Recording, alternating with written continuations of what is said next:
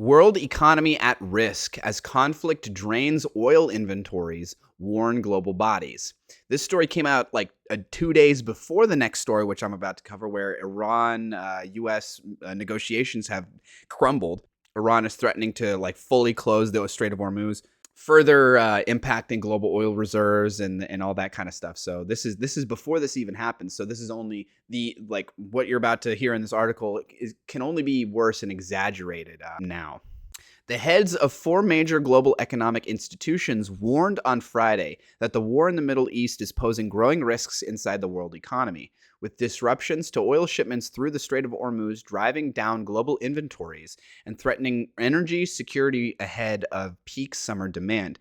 My understanding is that within the next 3 to 6 to 8 months or somewhere in that ballpark, right, if things continue on the trajectory that they're continuing, where global, we're slowly approaching a bottleneck in the system, right? I know the United States has been drawing from their strategic petroleum reserves, basically to make up the delta that they're experiencing to artificially keep U.S. oil prices a bit lower than they otherwise would be. But they only have the ability to sustain what they're doing for another 3, 6, 8 months max, somewhere in that ballpark, right? Until strategic petroleum reserves and also the equivalent that you see across the world will be drawn down to the point that they can't really be drawn down anymore, right? You can't, it was at something like 300 billion barrels or 300 million barrels or somewhere in that ballpark of oil in the U.S. Strategic Petroleum Reserve. You can't literally draw that down to zero because the systems rely on there being some amount of oil in these reserves. And so I saw that the lowest that you could draw the SPA down or the SPR down in the United States was something like 150 million barrels or 150 billion, or whether it's million or billion, I can't remember, of oil. And that once it reaches that point, it has reached a critical state, and that you will see, or you should see, oil prices explode exponentially because they just can't keep drawing from that indefinitely, right? And it's, if they haven't solved the problem by then, and if there's continuing to be this 15 to 20% oil shortage globally, then it will have a significant impact on the U.S., but also everywhere else, especially places like Asia who don't develop much of their own oil, right? Unless one of the only solutions I could see to this at that time would be like the U.S. straight up nationalizing the oil industry, right? Just claiming it for the U.S. government comes and takes over these oil companies, because most of our oil production and consumption happens domestically, right? Most of the oil we consume in the U.S. is produced and refined domestically. And so if we nationalized our oil industries, we sort of could isolate ourselves from the oil market globally, and we would be somewhat shielded from the effects of this global oil shortage crisis that might be really kicking into overdrive in 3, 6, 8 months. But there's no way that they would ever. I mean, that's straight up hardcore socialism, communism, whatever you want to call it. Something that this administration would be super, super against.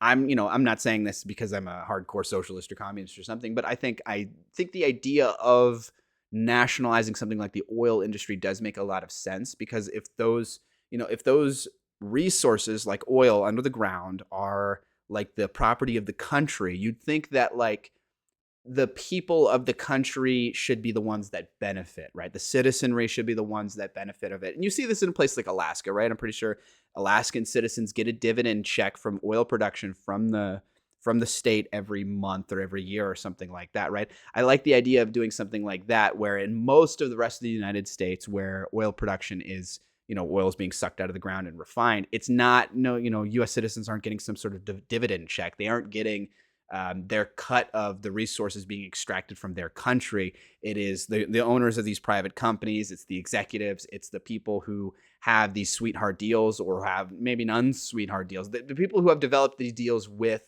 the U.S. government and local territories or whatever to extract the oil. I like the idea of nationalizing this sort of oil production. I think that makes sense. And honestly, I'm pretty sure that's what caused us to overthrow or to invade Iran. Yeah, famously in 1951, the democratically elected prime minister of Iran, Mohammad Mossadegh, nationalized the Iranian oil industry in 1951. And in response, the US and the UK came together and literally cooed him, couped their government and installed a puppet government so that we could continue to extract and benefit from their oil production, from their oil extraction, to continue to have that oil like be, to continue to have US and UK business interests profit from the endeavor so that they wouldn't start doing exactly like I'm talking about, right? Nationalize their oil industry, which is what they did, right? Mohammad Mossadegh in 1951 passed that bill and he was democratically elected, right?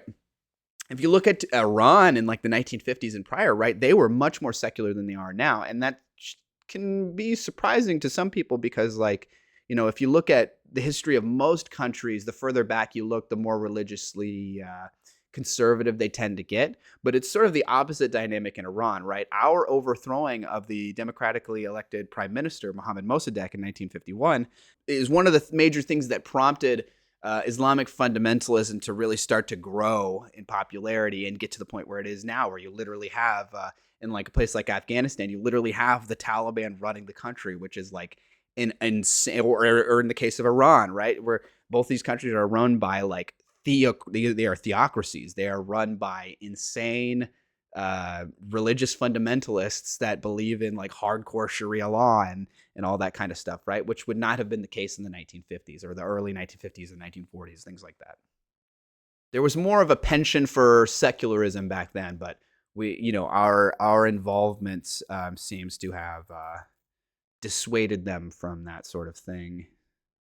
In a joint statement issued after a high-level coordination meeting, the leaders of the International Energy Agency, International Monetary Fund, World Bank Group, and World Trade Organization said that the conflict was creating substantial and highly asymmetric impacts on energy supplies, food security, and economic activity across the regions. Yeah, it should go without saying, but of course, like it's not just like oil prices go up, right? You need oil to do basically everything in our modern world, right?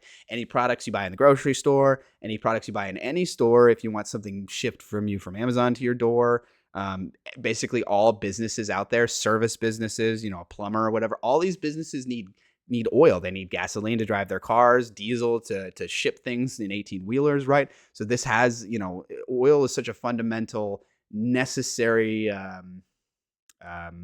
resource to our modern economy worldwide that like it has impacts on literally everything. Its impact reverberates across the entire economy.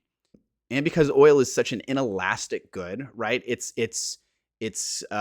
demand will continue to stay relatively stable even as prices increase, right? There's really no way to combat this. It's not like people can suddenly start using less oil.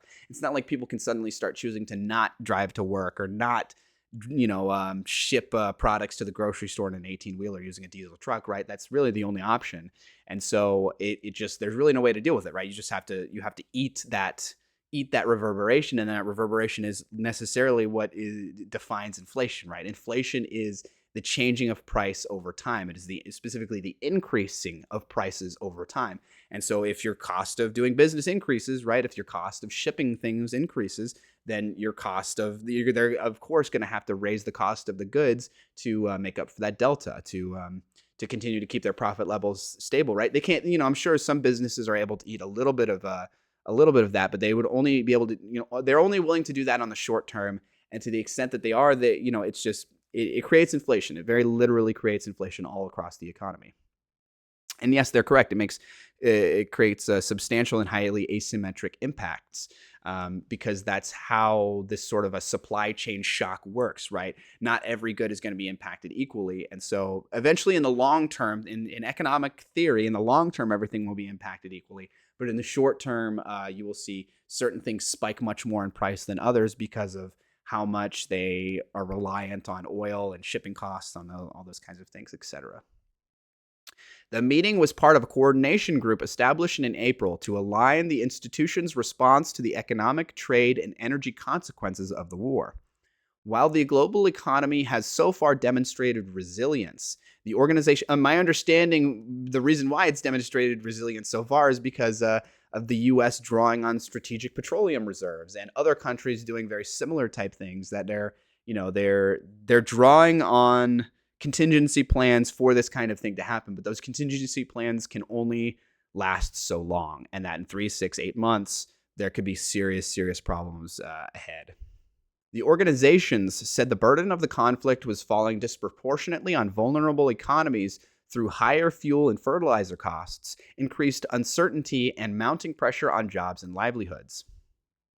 That shouldn't be surprising, right? Of course, a country like a developing nation in Africa or something, right, that already has to spend a disproportionate amount of their income or amount of their wealth or whatever on gasoline, which even for them is a necessary part of the functioning economy, right? They're going to be impacted more, right? If you're spending only 2% of your operating costs on oil, right, then an increase in those prices is only going to have a 2% impact. While if you're spending 40% of your cost of doing business or whatever is on oil, is on gasoline prices and stuff like that, of course they're going to be much higher. And necessarily in a developing nation, because oil is a global good, because oil prices are relatively stable across the world, right? Because it's traded internationally. Of course, countries with lower GDP, with less developed nations, are going to have experienced this impact much more acutely. At the same time, global oil inventories are being drawn down at a record pace in response to the major loss of supply through the Strait of Hormuz, the statement said. Yeah, that's what I was referring to, the U.S. Strategic Petroleum Reserve being reduced, as well as the equivalent in many other countries across the world. The institutions warned that if shipping disruptions persist, the continued depletion of oil stocks ahead of the Northern Hemisphere's peak summer demand season could heighten risks to fuel security, tighten market conditions, and undermine broader economic stability.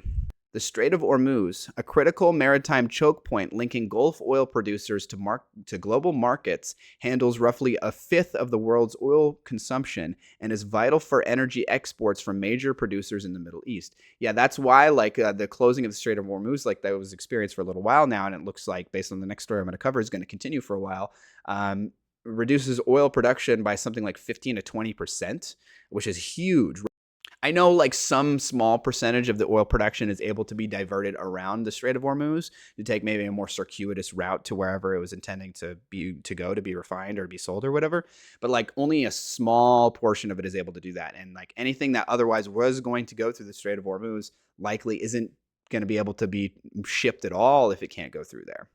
The organizations also highlighted concerns over rising fertilizer prices, warning that higher costs could affect agricultural production in many countries as planting seasons begin, potentially adding to food security challenges and inflationary pressures. The International Energy Agency was established in 1974 to help member countries coordinate responses to major oil disruptions and has since expanded its role to encompass global energy security and market stability. Yeah, these are some of the most powerful institutions in the whole world, right? In the entire world economy, right? The International Energy Agency, International Monetary Fund, World Bank Group, and World Trade Organization, right? So if these people are coming together, in some sort of joint meeting, and they're very much against creating hype for the sense of creating hype, right? They want to puff up the markets as much as possible. They want to make, if things are looking mediocre, they want to make them seem like they're okay or looking good, right? If they're coming out and saying that like a crisis is on the edge and like we need to do something about this, there really, really is. Like they would be one of the slowest groups to come together and make this sort of consensus. But if they're making this consensus, that's very much a canary in the coal mine.